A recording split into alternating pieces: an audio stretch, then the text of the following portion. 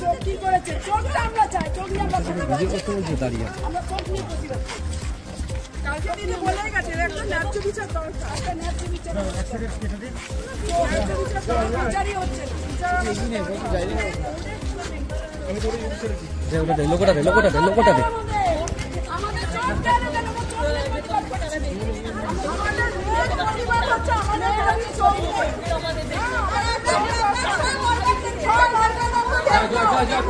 মর্গের ভেতরে পরিবেশটা কেমন?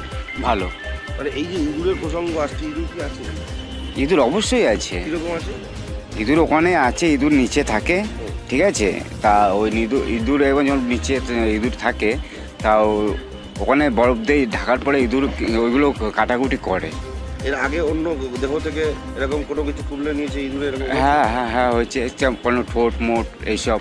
মানে প্রচুর ইঁদুর আছে? প্রচুর ইঁদুর আছে। আপনারা কর্তৃপক্ষকে জানান? অবশ্যই জানানো হয়েছে, সেটা আমার সিনিয়র যারা রয়েছে তারা জানিয়েছে, আমি তো আর ডাইরেক্ট জানাতে পারি না। তাদের কি ফিডব্যাক এসেছে? তাতে ফিডব্যাক কি, এবার ওরা বলেছিল যে ঠিক আছে এটা ইয়ে করবে, ঠিক আছে। এইটুকুই আমি জানি, এর বেশি জানি। মর্গের ভেতরে এত ইঁদুর কোথা থেকে আসে? সেটা আমি কীভাবে বলবো ইঁদুর কোথা থেকে আসে? এটা কি ইঁদুরে তুলে নিতে পারে কালকের ঘটনাটা? অবশ্যই, ওটা 100% শিওর, ওটা ইঁদুরেই করেছে এটা। তাহলে এত ইঁদুর মানে দেহ থাকে যেখানে প্রতিদিন তো প্রচুর দেহ আসে, এত ইঁদুর? ওইটা হলো আপনার, ওইটাও দেহ যে থাকে সেটা হলো টেচারের উপরে থাকে, সেটা তখন হয় না। আর ওইটা নিচে আপনাদের ওইটা নিচে বরফ করা হয়েছিল, সেই ক্ষেত্রে আপনার ওই ঢাকা ছিল বলে ওর ওপর থেকে ইঁদুরটা কাটেছে। দেহটা কি হয়েছে? চোখটা, হ্যাঁ চোখটা ইঁদুরে কেটেছিল। হ্যাঁ, তা যে একজন প্রথমে এসেছিল, তা যে প্রথম বাড়িতে এসে দেখাশুনো করেছিল, পয়সা দিয়েছিল, তা সে বলেছিল যে তাকে বলানো হয়েছিল যে ভাই দেখে যায় এখানে ইঁদুরে এটাই হয়েছে। তা সে বলেছিল ঠিক আছে আমি দেখে নেবো, ঠিক আছে। বাড়ির লোক কি না কি ও জানি না, ও এসছে, ও সব কিছু জানি, ওকেই বলা হয়েছে। ওর পার্টিকে ও বলিনি কি না বলেছে সেটাই জানি না। এবার বডি বের করার পরে এইটা হয়েছে। আপনারা ইঁদুরের মানে সরানো বা সেটা আমাদের বলা হয়েছে, এবার ওপর মানুষকে যদি কোন কি করছে না করছে সেটা তো আমরা জানি না। অবশ্যই প্রচুর। আমার শুধু এর বিচারটা চাই, আর আমার এই সন্তানের আর আমার শাশুড়ির, আমার 3 জনের একটা কোনো ব্যবস্থা করে দিই। আমাদের 3 জনের আমাদের উপার্জনকারী তো চলে গেছে, আমরা কি নিয়ে থাকবো? না আমার শাশুড়ি কাজ করে, না আমি এই সিজারিয়ান মা, আমি কাজ করতে পারি, বাচ্চাটাকে কে দেখবে বলুন? বাচ্চাটাকে কে দেখবে? আমার তো এটাই কষ্ট, আমার শাশুড়িটাকে কে দেখবে? আমি নিজে কি করবো এখন? আমি পুরো তো আমার উপার্জনকারীর লোকটাই তো চলে গেছে যে আমাদের দেখবে।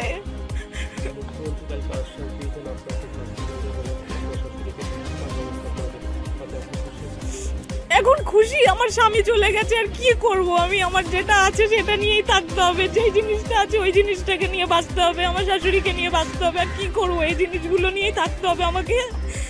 আমার তো স্বামী তো আর নেই, সে আর আসবেও না, সে চলে গেছে, সে আসবেও না। আর আপনার মনের অবস্থা আমি বুঝতে পারছি, সে আসবেও না। হাসপাতালের ভূমিকা কি হিসেবে দেখছেন?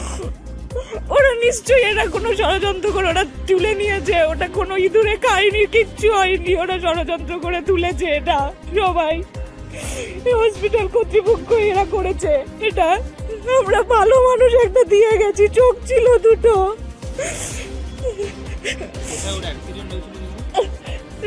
ফরচুনের সামনে।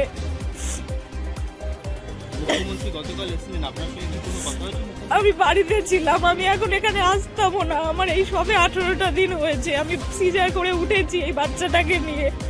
আমি ওই বাড়িতেই বসে আছি, আমি এখানে কোনো কিছুতে আসিনি, আমি এই এখন ঢুকলাম।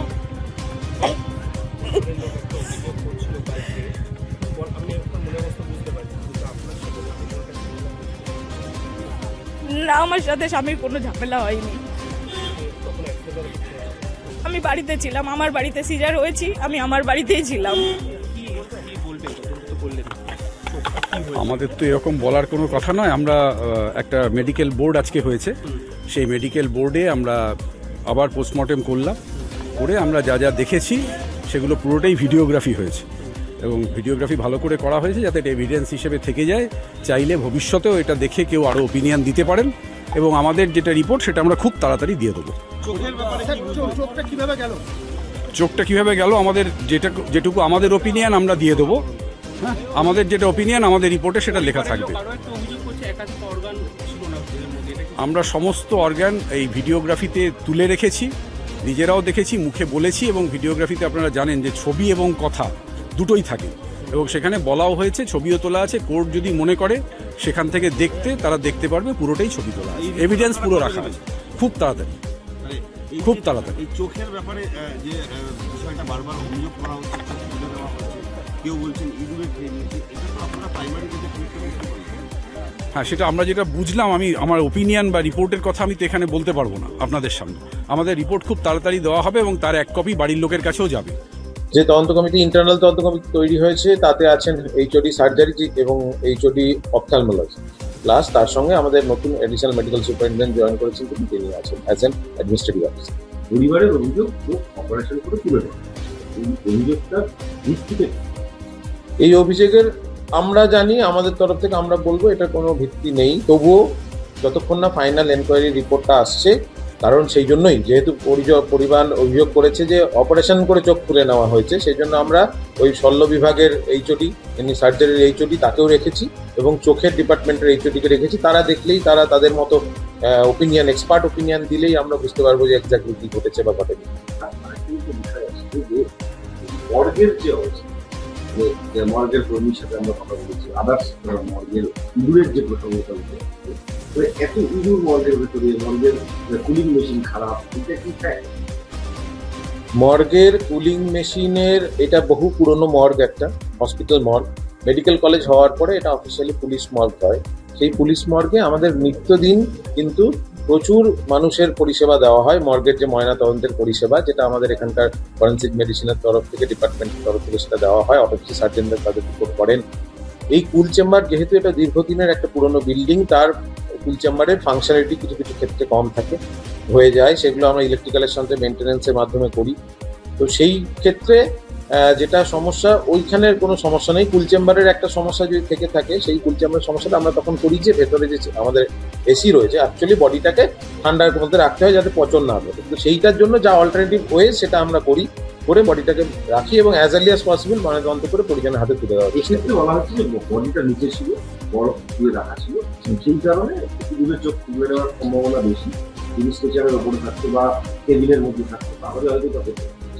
তো সেই জন্যই পরিকাঠামোর অভাব কিন্তু নেই, আমরা সচেষ্ট আছি সব রকম করা, অনেক সময় থাকে সেটাই ওরা আমাদের জানাক, তদন্ত কমিটি যারা আছে তারা জানাক যে কি হয়েছিল অ্যাকচুয়ালি, যে চেম্বারে কেন ছিল না, তার কারণটা জানাক। সেই কারণটা জানালে তাহলে আমরা জানতে পারবো যে সত্যি কোনো সমস্যা ছিল কিনা, কোনো হয়েছিল।